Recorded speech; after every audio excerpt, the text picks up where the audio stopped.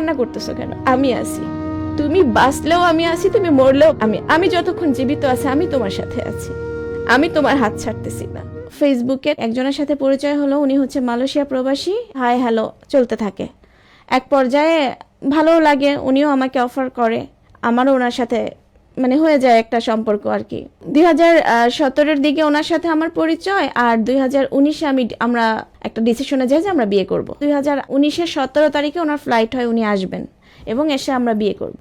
উনি 2019-এ আসে এবং প্ল্যানিং মতোই আমাদের দুজনের বিয়ে পড়ায় দেয়। তারপরে জীবনটা তো স্বপ্নের মতো ছিল, আমি খুব হ্যাপি আমার শ্বশুরবাড়ি নিয়ে, সুন্দর আমাদের দিন চলতেছিল।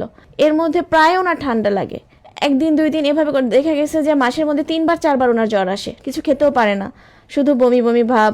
তো আমি ফার্মেসিতে গেলাম এই প্রথম, গিয়ে দেখি ওর হচ্ছে প্রেশার 250। আমরা সেই রাত 10টার সময় ইমার্জেন্সিতে যাই, ডক্টর অনেকগুলো টেস্ট দিলেন, টেস্টগুলো করালাম। ডক্টর রিপোর্ট দেখেই বলতেছে ওনার দুটো কিডনি নাই, একেবারেই নাই। মানে এই কথা শোনার পর আমি কি বলবো, মানে আমার বলার কোনো ভাষাই ছিল না। আমি জানি না যে এটা কিভাবে, আমার মনে হচ্ছিল ভাইয়া স্বপ্ন এটা, কেননা আমাদের তো এরকম হওয়ার কথা না, আমাদের কত সুন্দর প্ল্যানিং, কত সুন্দর করে আমরা জীবনটা ক্রিয়েট করতেছিলাম। তাকে আমি কখনো কাঁদতে দেখি নাই, তাকে কোনো চিন্তা করতে দেখি নাই। সে মনে করতেছে ছোট বাচ্চারা যেমন তাকায় থাকে এভাবে, এটা দেখে আমার আরো খারাপ লাগে, মনে হচ্ছিল সে অনেক অসহায়, আমার কাছে কিছু একটা বলতেছে আমাকে বাঁচাও। আমি সাথে সাথে সিদ্ধান্ত নিয়ে আমি আমার একটা কিডনি দিব। আমাকে টাকা কত লাগবে কি লাগবে আমি এগুলো কিছুই জানি না, আমি শুধু জানি আমি আমার হাজবেন্ডকে কিডনি দিব এবং তাকে বাঁচাতে হবে। আমি তার কাছে জিজ্ঞাসা করি নাই এটা কি করব, কারণ তার কোনো নিজের কিচ্ছু ছিল না ভাইয়া, বিয়ের পর থেকে সবই আমার।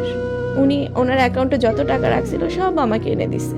তো আমি এই মানুষটা চলে গেলে আর কোথায় পাবো?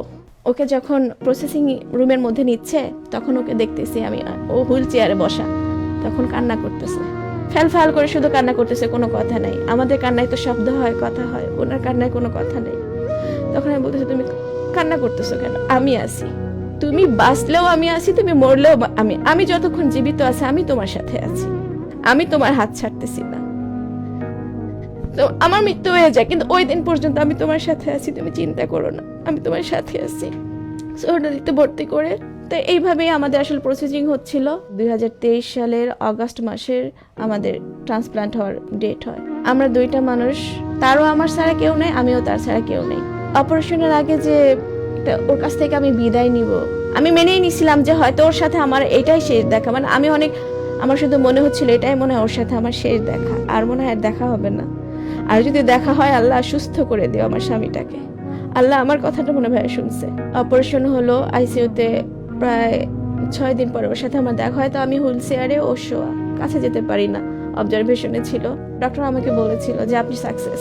মানে এই কথাটা শুনে যে আমার কত ভালো লাগছিল ভাই আমি বোঝাতে পারবো না, মানে আমার চোখ দিয়ে কেন যেন পানি বের হয়ে আসছে। আর আল্লাহকে অনেক শুকরিয়া জানাইছি, আল্লাহ তুমি আমার কথা শুনছো। তো আল্লাহর রহমতে এতে তেমন কোনো প্রবলেম হয় নাই, আমি ফাড়া কাটায় উঠতে পারছি।